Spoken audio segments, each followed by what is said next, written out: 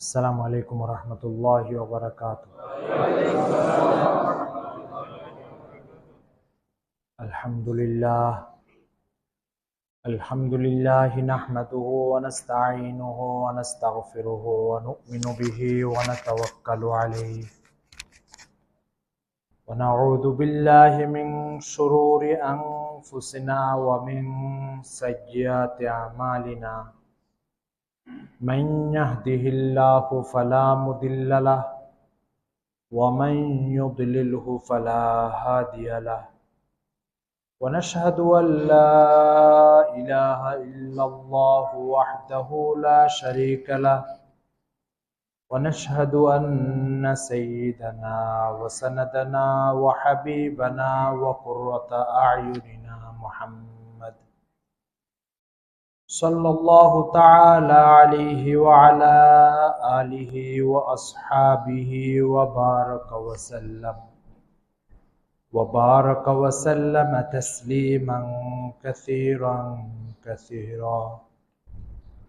अम्मा बअदु फ़क़द क़ाल अल्लाहु तबारक व तआला ववज़िअल किताब फ़तरल मुजरिमीन मुश्फ़िक़ीन मिम्मा फ़ीहि वयक़ूलून या वैलतना मा लिहाज़ल किताब ला युगादिरु सग़ीरतन वला कबीरतन इल्ला अहसाहा ववजदू मा अमिलू हाज़िरा वला यज़लिमु रब्बुका अहदा।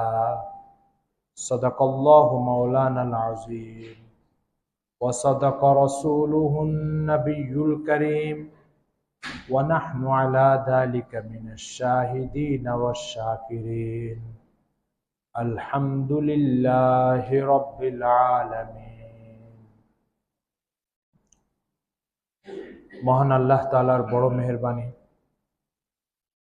যিনি সকল ব্যস্ততা থেকে মুক্ত করে তার অনুগ্রহ করুণার দ্বারা তার দ্বীনের কথা, কোরআনের কথা সরাসরি শোনার, বোঝার, মানার আগ্রহ দিয়েছেন। এর জন্য আল্লাহ পাকের শুকর আদায় করে আলহামদুলিল্লাহ।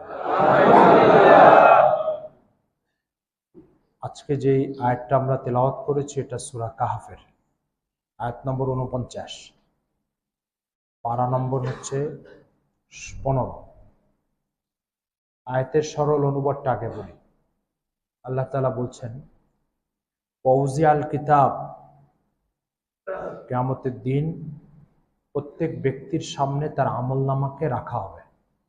প্রত্যেক ব্যক্তির সামনেই তার পুরা জিন্দেগির আমলনামাকে রাখা হবে। ফাতারাল মুজরিমিন, যারা অপরাধ করেছে, অন্যায় করেছে, আল্লাহর নাফরমানির মধ্যে জিন্দেগি ব্যয় করেছে, হে রাসূল আপনি তখন দেখতে পাবেন তাদেরকে মুশফিকিনা মিম্মা ফি, ওই কিতাবের ভিতরে বা আমলনামার মধ্যে যে অপরাধগুলির কথা লেখা আছে সেগুলো দেখে তারা প্রচন্ড আতঙ্কিত হবে, ভীত সন্ত্রস্ত হবে, কাঁপতে থাকবে। তাদের আমলনামার মধ্যে অপরাধগুলির তালিকা যেটা লেখা থাকবে সেই তালিকা দেখে তারা খুব আতঙ্কিত হবে, ভীত সন্ত্রস্ত হবে।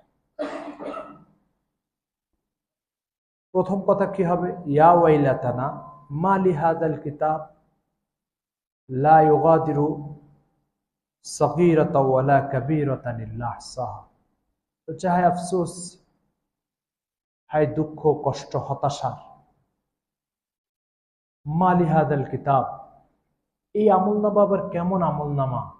জীবনে যা যা করেছে একটা জিনিস এখানে অনুপস্থিত নাই, একটি অপরাধের কথাও এখানে অনুপস্থিত নাই। এখানে তো দেখে বুঝতে পারছি ছোট, মাঝারি, বড় প্রত্যেকটা অপরাধের কথা এখানে লিপিবদ্ধ আছে। লা ইউগাদিরু সাগীরাতান ওয়ালা কাবীরাতান, সাগীরা মানে ছোট, কাবীরা মানে বড়, ছোট বড় একটি অপরাধের কথা অনুপস্থিত নাই। ইল্লা আহসাহা, যা যা করেছে সবকিছু আমলনামার মধ্যে সংরক্ষিত আছে। ওয়াজাদু মা আমিলু হাজিরা, এরপরে ওই আমলনামার মধ্যে তারা মা আমিলু, যত কাজ করেছে, ভালো করুক আর খারাপ করুক, প্রত্যেকটা কাজকে ওই আমলনামার ভিতরে তারা উপস্থিত পাবে। হাজির শব্দ আপনারা বুঝেন, হাজির মানে উপস্থিত। আল্লাহ এটাই বলছেন, মা আমিলু হাজিরা, উপস্থিত পাবে তারা। ওয়ালা ইয়াজলিমু রাব্বুকা আহাদা। এরপরে বলছেন আল্লাহ তাআলা, আমি কখনো কিছু বাড়িয়ে, সে 2টো অপরাধ করেছে আমি 4টা বানিয়ে, 5টা অপরাধ করেছে আমি সেটাকে 10টা বানিয়ে, এই কাজ আমি কখনোই করবো না। ঠিক সে যে অপরাধটা করেছে হুবহু হুবহু হুবহু ওইটাই লেখা থাকবে।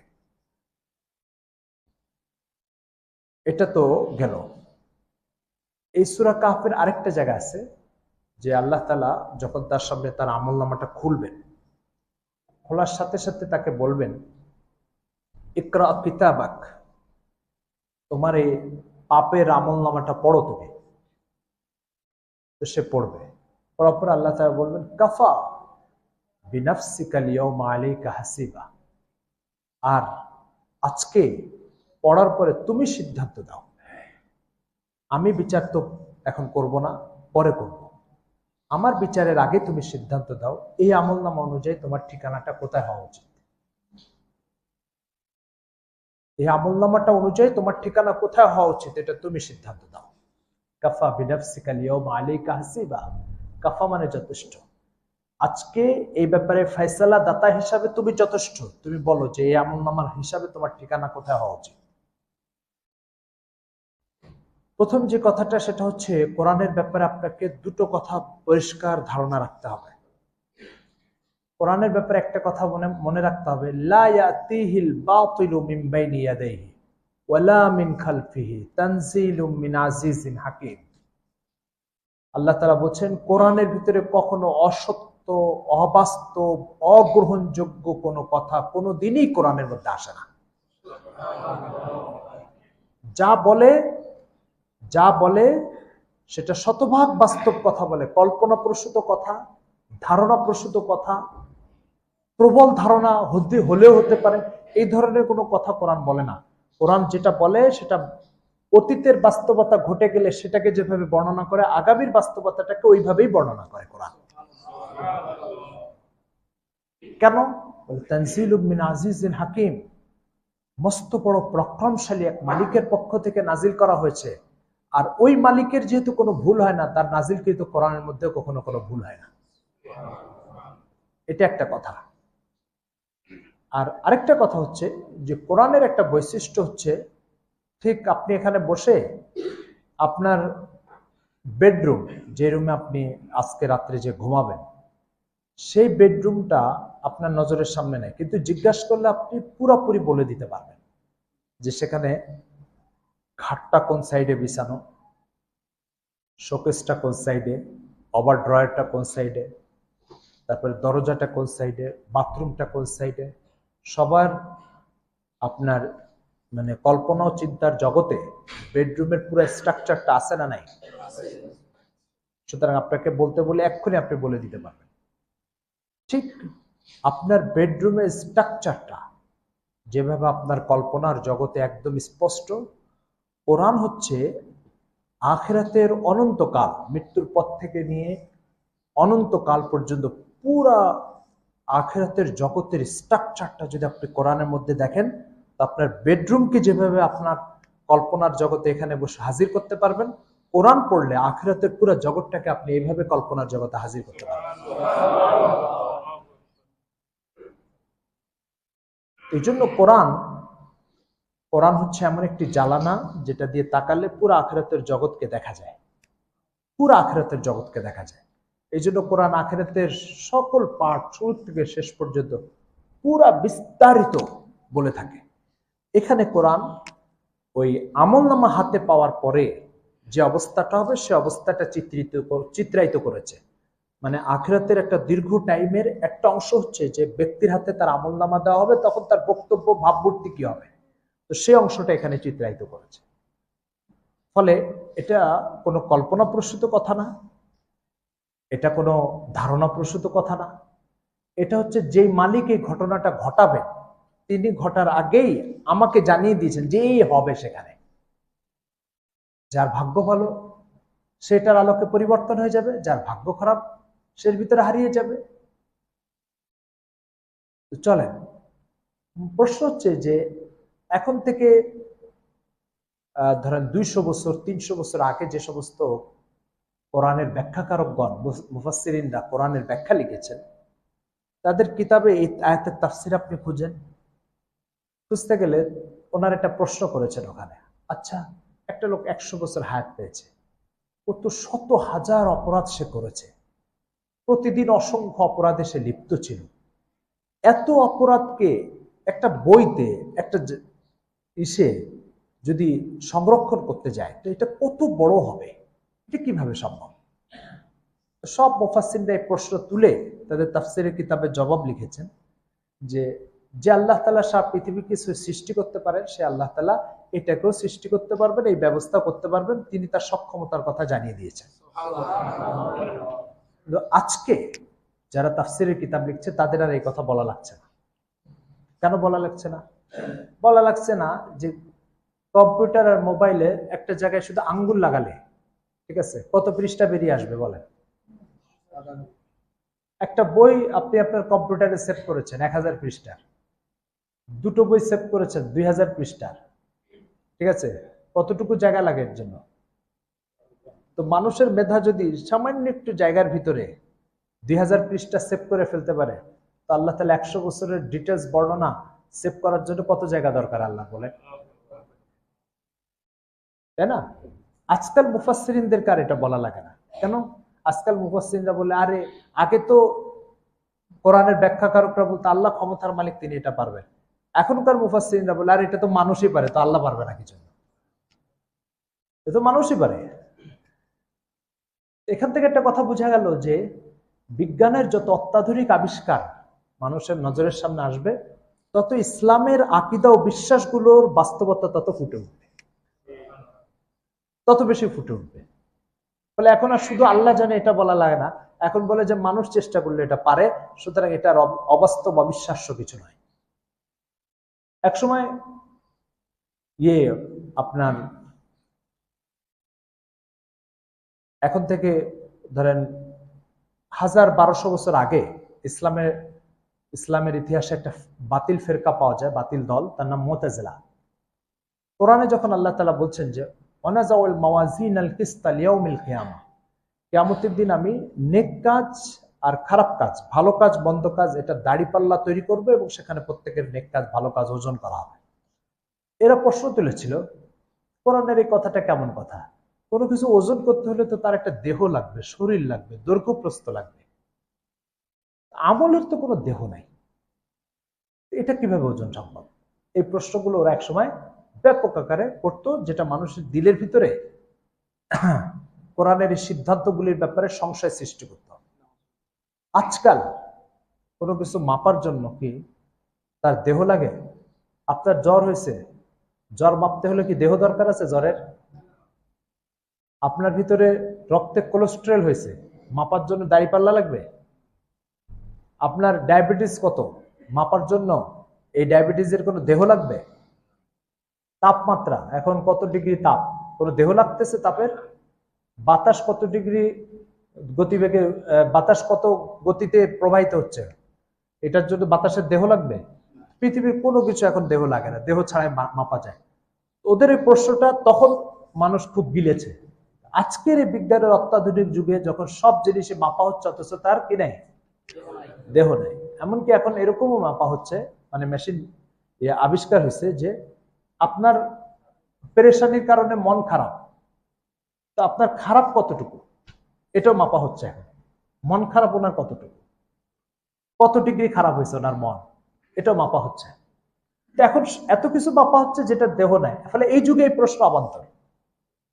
আসল যে কথাটা বলতেছিলাম সেটা হচ্ছে যে আল্লাহ তাআলা একটা লোকের 100 বছরের হায়াত, লক্ষ লক্ষ অপরাধ করেছে, এই লক্ষ অপরাধকে আল্লাহ পাক কিভাবে ওজন করবেন, কিভাবে সংরক্ষণ করবেন?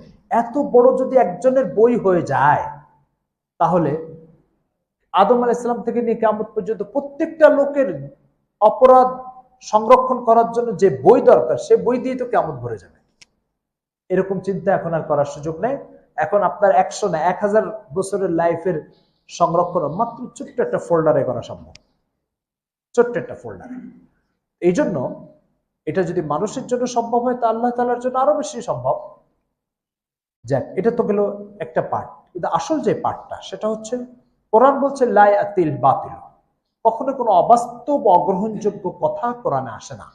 যদি তাই হয় তাহলে কিয়ামতের একটা দৃশ্য হচ্ছে কবর থেকে প্রথম সিঙ্গায় ফুঁক দেওয়ার সাথে সাথে সারা পৃথিবী ধ্বংস হবে, দ্বিতীয় সিঙ্গা ফুঁক থেকে প্রত্যেকটা মানুষ কবর থেকে জীবিত হয়ে উঠবে, উঠে ফাইদা হুম কিয়ামুন ইয়ানসিলুন। ফাইদা হুম কিয়ামুন, আরেকটা শব্দ আছে ফাইদা হুম ইয়ানসিলুন। আপনার গ্রামাঞ্চলে দেখবেন ওই সন্ধ্যাবেলায় গর্ত থেকে উই পোকা বের হয়, উই পোকা বেরোয় এভাবে আকাশে উঠতে থাকে আর পাখি এসে ওগুলোকে খায়। দেখছেন গ্রামাঞ্চলে এসব দৃশ্য? এই যে উই পোকা দলে দলে উঠে, কয়েক ঘন্টা ধরে উঠে, এই গর্ত যে কয় লাখ উই পোকা আছে আল্লাহ জানে। তো যে উই পোকার মতো বের হয়, তো কোরআন মজিদে আল্লাহ তাআলা বলছেন মাটির থেকে মানুষ ওই উই পোকার মতো এভাবে বের হতে থাকবে।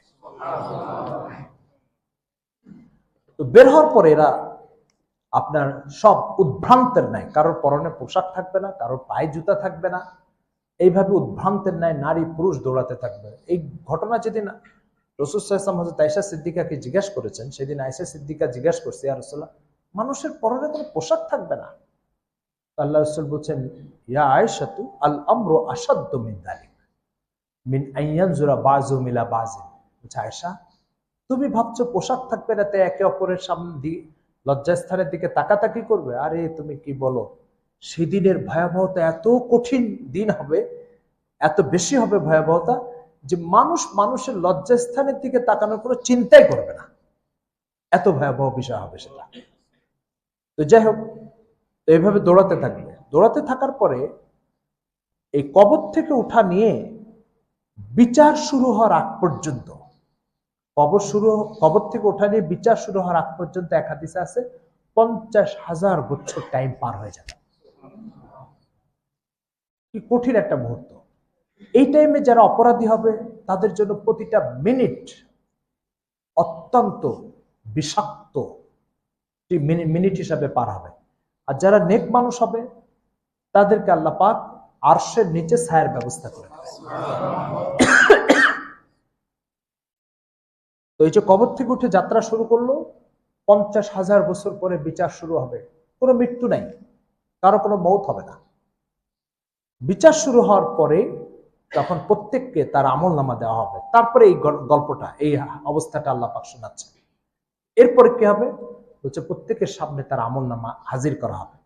এবার তাকে বলবে যে পুরো আমল নামা দিয়ে বলবে ইকরা, তুমি পড়ো, এটা তোমাকে বলা হবে পড়ো। সে পড়বে, পড়ার পরে কয়েকটা মন্তব্য করবে। কোরআনের কয়েকটা জায়গায় এই আমল নামা পড়ার পরে কি কি মন্তব্য করবে সেগুলো আসছে। একটা আসছে এটা, ইয়া ওয়াইলাতানা মা লিহাদাল কিতাব লা ইউগাদিরু সাগীরাতাও ওয়ালা কাবীরাতান ইল্লা আহসাহা। এ কোন বিস্ময়কর আমল নামা, যে আমল নামার ভিতরে একটা ছোট থেকে ছোট অপরাধ করেছি সেটাও দেখে এখানে লেখা আছে, সেটা এখানে অনুপস্থিত না, সেটার কথাও আছে। এরপর আল্লাহ বলছে ওয়াজাদু মা আমিলু হাজিরা, যত অপকর্ম তারা করেছে প্রত্যেকটা অপকর্মকে সেখানে উপস্থিত পাবে তারা। আজকে যে আমল নাম, যে অপরাধটা আপনি করেছে সেটাও থাকবে, কালকে যেটা করছে সেটাও থাকবে। এই জন্য ওলামা ইকরাম লিখেছেন যে আপনি আপনার আমল নামাকে কিভাবে দেখতে চান, কি অবস্থায় পেতে চান, সেটা এখান থেকে ফয়সালা করে যেতে হবে আপনাকে, এখান থেকে ফয়সালা করতে হবে। এই জন্য সম্ভবত এটা আবু হাজিম, হযরত আবু হুরায়রা রাদিয়াল্লাহু তাআলা, সাকরিদের নাম, ওনার ব্যাপারে বর্ণিত আছে তারিখের কিতাবে। উনি সারা জীবন দোয়া করতেন, সারা জীবন, হে আল্লাহ আমার আমল নামা আমার হাসির কারণ বানিয়ে দেন, চোখের পানি ঝরার কারণ বানিয়েন না। একজন সাকরিদ ওনাকে জিজ্ঞাসা করছে, আপনি অন্য অনেক বিষয়ে তো দোয়া করেন না, শুধু এই বিষয়টা খুব বেশি দোয়া করেন। তখন উনি জবাব দিয়েছেন যে খুব খুব বেশি এই দোয়া এই জন্য করি যাতে আমল নামা যদি কারোর হাসির কারণ হয় তাহলে তার বাকি বিষয় নিয়ে আর দুশ্চিন্তা করতে হবে না, আর আমল নামা যদি কারোর চোখের পানি ঝরার কারণ হয় তাহলে তার বাকি কোনো বিষয় আশ্বস্ত হয়ে লাভ নেই। এই জন্য আমি এটাই চাই যে আমল নামা যেন আমার হাসির কারণ হয়, চোখের পানি ঝরার কারণ যাতে না হয়। তো এই যে আপনার আমলনামা, এটা একটা কথা বলবে যে আল্লাহ একটা ছোট থেকে ছোট অপরাধ সেটাকে এখানে অনুপস্থিত পাচ্ছি না।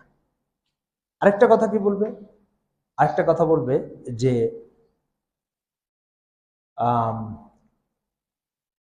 আমি যদি কোরআনের একটা আমার এই মুহূর্তে স্মরণ আসছে না, আমি যদি ইয়া লাইতানি তাখাসতু মার রাসূল সাবিলা ইয়া ওয়াইলাতা লাইতানি লামাত্তাখিজ ফুলানান খালিলা লাকাদ আদাল্লানি বা'দা ইয জাআনি ওয়া কানা আশ-শাইতানু লিল ইনসানি খাযুলা। এটা আরেক আয়াত আছে। বলছে আল্লাহ, আজকে আমার একজন প্রতিবেশী, তার আমলনামা দেখে সে কত হাস্যোজ্জ্বল। তার আর আমার মধ্যে পার্থক্য হচ্ছে সে নেক মানুষদেরকে জীবনে বন্ধু হিসাবে গ্রহণ করেছে, আর আমি খারাপ মানুষদেরকে বন্ধু হিসাবে গ্রহণ করেছি। আমি যদি তার মতো আল্লাহওয়ালাদেরকে, নেক মানুষদেরকে, আখিরাতের ব্যাপারে সচেতন মানুষদেরকে বন্ধু হিসাবে গ্রহণ করতাম, তাহলে আজকের এই পরিণতির থেকে আমি বেঁচে যেতে পারতাম। আর যাদের আমলনামায় শুধু দেখবে যে তার হাসির কারণ হচ্ছে শুধু নেক আমল লেখা, তার কথা কি হবে? সে আমলনামা নিয়ে দৌড়ায় দৌড়ায় আপনজনদের কাছে দৌড়াতে থাকবে না। পরীক্ষা ভালো রেজাল্ট হলে তো আপনজনদের কাছে ফোন দেয়, ফোন দিয়ে তার রেজাল্টের খবর শোনে আর হাসতে থাকে, আনন্দ প্রকাশ করতে থাকে। আল্লাহ তাআলা বলছেন যে হাউ মুকরাউ কিতাবিয়া, যাদের আমলনামা তার হাসির কারণ হবে তাদেরকে বলে, এই দেখো আমার আমলনামাটা পড়ে দেখো, আমার আমলনামাটা পড়ে দেখো। ইন্নি জানান্তু আন্নী মুলাকিন হিসাবিয়া, সারা জীবন ব্যাপী ভেবেছি, নিশ্চিত ছিলাম যে একদিন আল্লাহর সাথে সাক্ষাৎ হবে এবং এই আমলনামা হাতে পেয়েই যাব। আর এটা দিয়ে সারা জীবন চিন্তা করেছি, আল্লাহ তাআলা সেই পরিণতি আমাকে দেখাই দিয়েছে। এই দেখো আমলনামা পেয়ে গেছি, আর আজকে এই আমলনামা আমার কত সুন্দর কথা লেখা। হাও বুকরাউ কিতাবিয়া, নিজে পড়বে, অন্যকে পড়াবে। আরেকটা কথা, আর আল্লাহ তাআলা সব পড়া শেষ তার আমলনামা, এবার তাকে বলবেন ইকরা, ইকরা মানে পড়ো, ইকরা পড়ো, কাফা বিনাফসিকাল ইয়াউমা আলাইকা হাসিবা, আজকে এই আমলনামা পড়ে তুমি তোমার ব্যাপারে সিদ্ধান্ত দাও, আমি তোমার জন্য ঠিকানাটাকে জান্নাত করব না জাহান্নাম করব, তুমি সিদ্ধান্ত দাও। এই জন্য মোহতারাম হাজিরিন, আচ্ছা আরেকটা কথা আল্লাহ তাআলা বলছেন ফাতারাল মুজরিমিনা মুশফিকিনা মিম্মা ফি, আশফাকা ইউশফিক, ইশফাকের অর্থ হচ্ছে প্রচন্ড ভীত সন্ত্রস্ত হওয়া। তো পাপীদেরকে বা গুনাহগারদেরকে যখন আমলনামাটা তার হাতে দেওয়া হবে, সে আমলনামাটা হাতে পেয়ে সাথে সাথে আতঙ্কিত হবে, চিৎকার করতে থাকবে, ভয় পাবে, কম্পন সৃষ্টি হবে। এটাকে আল্লাহ তাআলা বলে মুশফিকিনা মিম্মা ফি, তীব্র কম্পন সৃষ্টি হবে ভয়তে তার ভিতরে। আল্লাহ তাআলা রাসূল সাল্লাল্লাহু আলাইহি ওয়াসাল্লামকে বলছে ফাতারাল মুজরিমিন, আপনি দেখতে পাবেন, তখন নিশ্চিতভাবে আপনি তখন দেখতে পাবেন এই দৃশ্যটা। এই জন্য মোহতারাম হাজিরিন, প্রতিটা মিনিট এখান থেকে এইভাবে আমরা কাটানোর চেষ্টা করে আমার আমলনামাকে আমি কিভাবে পেতে চাই। আমার আমলনামাকে আমার চোখের পানি ঝরার কারণ হবে, কম্পনের কারণ হবে, ভীত সন্ত্রস্তের কারণ হবে, না আমার আমলনামা আমার হাসির কারণ হবে। এটা প্রতি মিনিট এখান থেকে চিন্তা করে যায়। যেহেতু আল্লাহ তাআলা বলেছেন যে এটা আমি করব, তো যিনি আপনাকে সৃষ্টি করতে পারেন তিনি সব করতে পারবেন, তার সব ক্ষমতা আছে। ফলে আপনার আমলনামা দিয়ে আপনাকে হাসাতেও পারবেন, কাঁদাতেও পারবেন। সেই জন্য আমলনামার ব্যাপারে দুশ্চিন্তা, ঠিক আছে, এটা বহুত কঠিন বিষয়। আমরা ছোটবেলায় একটা গল্প পড়েছিলাম, এক বুজুর্গ এক দোকানে গেছে, যাওয়ার পরে দোকানে যায় বলছে, ভাই আমাকে এই সামানটা দেন, বিসমিল্লাহ, আমাকে এই সামানটা দেন। তো দোকানদার সামান দিয়েছে, সে পয়সা দিছে। দোকানদার বলছে যে ভাই আপনার এই পয়সা তো চলে না। একথা বলার সাথে সাথে ওই বুজুর্গ দোকানদারের সামনে বেহুশ হয়ে পড়ে গেছে। দোকানদার পেরেশান, আচ্ছা আমি তো কোনো মারধর করি না, কোনো কটু কথা বলে, আমি শুধু বলছি আপনার এই পয়সাটা এখন আর চলে না, এই কথা বলছে। তার এই আতঙ্কিত হওয়া, বিচলিত হওয়া, স্থির হওয়ার কি কারণ আছে? দীর্ঘক্ষণ মানুষ সেবা শুশ্রূষা করে পানি টানি দিয়ে তাকে সুস্থ করলো। সুস্থ করার পরে লোকজন জিজ্ঞেস করলো যে হযরত আপনার এইটুকু কথার সাথে সাথে আপনি বেহুশ হয়ে পড়ে গেলেন, এটা রহস্য কি, কারণটা কি? তখন তিনি বললেন যে দেখো, যে কারণে আমি বেহুশ হয়ে পড়ে গেছি সেটা হচ্ছে যে তুমি আজকে বললে এই পয়সাটা চলে না, কোনো সমস্যা নেই, আমি বাড়িতে যে আরেকটা পয়সা এনে যেটা চলে তোমাকে দিতে পারবো। তো আমার চিন্তা হলো, যেদিন আমি আল্লাহ তাআলার সামনে আমার আমলগুলোকে পেশ করবো যে আল্লাহ আমি এই নিয়ে আসছি, তোমার মতো ওই দিন যদি আল্লাহ তাআলা বলে যে তোমার এই আমল আমার এখানে চলবে না, তোমার এই আমল আমার এখানে চলবে না, প্রশ্ন হচ্ছে তোমার পয়সাটা তো বাড়িতে যে এখন এনে আবার দিতে পারবো, কিন্তু আল্লাহ যখন আমার আমলগুলোকে বলবে চলবে না, তখন আমি কি করবো বলো? তখন আমি কি করবো? তোমার এই সামানাটা যদি আমি না নিই, আমার তেমন কোনো ক্ষতি হবে না, কিন্তু আখিরাতে যদি আল্লাহ তাআলা আমার আমলগুলোকে গ্রহণ না করে, তখন আমার তো ঠিকানা সোজা জাহান্নাম। এই প্রেশানিটা আমার মাথায় চাপছে, এই জন্য আমি বেহুশ হয়ে পড়ে গেছি। এই জন্য ভাই, আপনার ইমান সজীব সতেজ, তার একটা আলামত হচ্ছে যে আপনার ইমান আপনাকে আখিরাতের ব্যাপারে জাগ্রত করে রাখছে।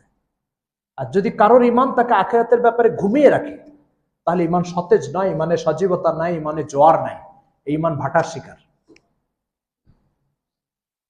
সজীব ইমানের একটা পরিচয় হচ্ছে যে ব্যক্তিকে ইমান কি করে, আখিরাতের ব্যাপারে সজাগ করে রাখে, জাগিয়ে রাখে, ঘুমাই দেয়, উদাসীন করে দেয়, ভুলাই দেয়, এটা সজীব ইমান নয়। আল্লাহ তাআলা এই সজীব ইমানের জন্য এই কথাগুলো বলেছেন। প্রত্যেকটা কাজে আপনাকে ভাবতে হবে, যেহেতু এটা আমলনামায় লেখা থাকবে, তো আমলনামায় ওই লেখাটা আমি পৌঁছানোর চেষ্টা করি যে লেখাটা আমার মুখে হাসি ফুটাবে, চোখের পানি ঝরাবে না। প্রত্যেকটা কাজের ক্ষেত্রে একটা লেনদেন করব, সেখানে আমাকে ভাবতে হবে, একটা কথা বলবো, সেখানে আপনাকে ভাবতে হবে, একজনের কোনো দেনাপানা পরিশোধ করব, সেখানে আমাকে ভাবতে হবে, আমি একটা সেজদা দিব, সেখানে আমাকে ভাবতে হবে এই সেজদার খারাপ দিকগুলো আখিরাতে লেখা থাকবে, এই রুকুর খারাপ দিকগুলো আখিরাতে লেখা থাকবে, এই ইবাদতের ঘাটতিগুলোর কথা আখিরাতে লেখা থাকবে, আল্লাহ তাআলার হক নষ্ট করেছে এটা আমলনামায় লেখা থাকবে, প্রত্যেকটা একদম স্পষ্ট, লা ইউগাদিরু সাগীরাতান ওয়ালা কাবীরাতান, একটি ছোট থেকে ছোট কাজও সেখানে অনুপস্থিত থাকবে না। কার ঘোষণা এটা? আল্লাহ তাআলার ঘোষণা, আল্লাহ তাআলার ঘোষণা। এই জন্য সজীব ইমানের এই পরিচয়টা আমরা ধারণ করি, যে আখিরাতের ব্যাপারে সজাগ থাকা, আখিরাতের ব্যাপারে জাগ্রত থাকা। এই আয়াতগুলো যখন সাহাবায়ে কেরামের সামনে আল্লাহ রাসূল পড়তেন, তখন ওনাদের ইমান তো সজীব ছিল। তো কি হতো জানেন? মজলিস থেকে উঠে জঙ্গলে চলে যেতে, যে বলতেন, হায় গাছ, হায় পাতা, কত ভাগ্যবান তুমি, তোমার আখিরাতে বিচার নাই, আমি মস্ত বড় বিপদে আছি, আমার আখিরাতে বিচার আছে। পাতাকে সম্বোধন করে বলতো, পাতা, তোমার আখিরাতে বিচার নাই, তুমি কত ভাগ্যবান, আর আমি দুর্ভাগ্যবান যে আমার আখিরাতে বিচার আছে। এই বিচারকে এইভাবে ভয় পেতেন, আর এই ভয় পাওয়াটা সজীব ইমানের আলামত। কিসের আলামত? আর আমাদের বক্তব্য কি? এই তুই এই কাজ করলি, আল্লাহর কাছে কি জবাব দিবে? আরে ওখানে যেয়ে দেখবো। কি বলে? ওখানে যেয়ে দেখবো, তাই না? ওখানে যে কি দেখবে, কি দেখবে ওখানে যে? এই জন্য মোহতারাম হাজিরিন, ওখানে যে দেখবো না। যে ছাত্র পরীক্ষায় ভালো ফলাফল করবে, সে পরীক্ষা হলে ঢোকার আগে ভালো করে পড়ে যাবে। আর কোন ছাত্র যদি এই কথা বলে, আচ্ছা পরীক্ষার হলে কি আসবে, তখন দেখবো কি করা যায়, ঠিক আছে, এই ছাত্রের এই কথার অর্থ কি? নিশ্চিত ফেল, নিশ্চিত খারাপ ফলাফল। পরীক্ষার হলে যে দেখার কিছু নাই, দেখার বিষয় হচ্ছে পরীক্ষার হলে যাওয়ার আগে। এই জন্য মোহতারাম হাজিরিন, আখিরাতের ব্যাপারে সজাগ, এটা ইমান মুমিনের অপরিহার্য বৈশিষ্ট্য। আখিরাতের ব্যাপারে সজাগ, আখিরাতকে ভুলে যাওয়া, এটা সজাগ বা সতেজ ইমানের পরিচয় না, এটা হচ্ছে নির্জীব ইমান, যে ইমানে কোনো জোয়ার নাই, সেই ইমানের পরিচয়। এই জন্য প্রত্যেকটা কথা, কাজ, আচরণে, ঠিক আছে, আমাদের সমাজে কি যে অবস্থা। আমাকে একজন এসে জিজ্ঞেস করছে, হুজুর, আমি অমুক দোকানে চাকরি করি, তো এখন সেই দোকানদার আমাকে অনেকদিন ধরে বেতন বাড়াতে বলতেছে, কিন্তু বেতন বাড়ায় না। এখন আমি কি ওই দোকান থেকে কিছু মালটাল নিয়ে এসে বাইরে বিক্রি করতে পারবো? বাংলাদেশে যত গার্মেন্টস আছে, সব গার্মেন্টসের কর্মচারীরা যখন ছুটি নেয়, তখন মালিককে একটা কর্মচারীকে দায়িত্ব দিতে হয় সবার বডি চেক করার জন্য, কোনো কাপড় চুরি করে সে নিয়ে যাচ্ছে কিনা। আপনার কি মনে হয় এই যে অবস্থাগুলো, এই প্রশ্ন, আর এই গার্মেন্টসের শ্রমিকদের ছুটি হওয়ার টাইমে শরীর চেক করা, এটা দেখে মনে হয় যে আমরা আসলে আখিরাতকে বিশ্বাস করি? আমরা আসলে আমলনামার মধ্যে এগুলো লেখা থাকবে এটা বিশ্বাস করি? মোটেও বিশ্বাস করি না। এর ফলাফল কি হয়েছে? ফলাফল হয়েছে যে আমরা দাবি করার সময় সবাই মুসলমান, আর এই দাবি অনুযায়ী আমলের জগতে যদি দেখা হয়, তাহলে মক্কার মুশরিকদের মতো অবস্থা। এই জন্য ভাই আমাদের জীবন সংশোধন করি, পরিবর্তন করি, আর আখিরাতে এই নেকামল, এই আমল নামার ব্যাপারে ফিকির করি। আল্লাহ তাআলা আমাদের আমল করার তৌফিক দান করুন।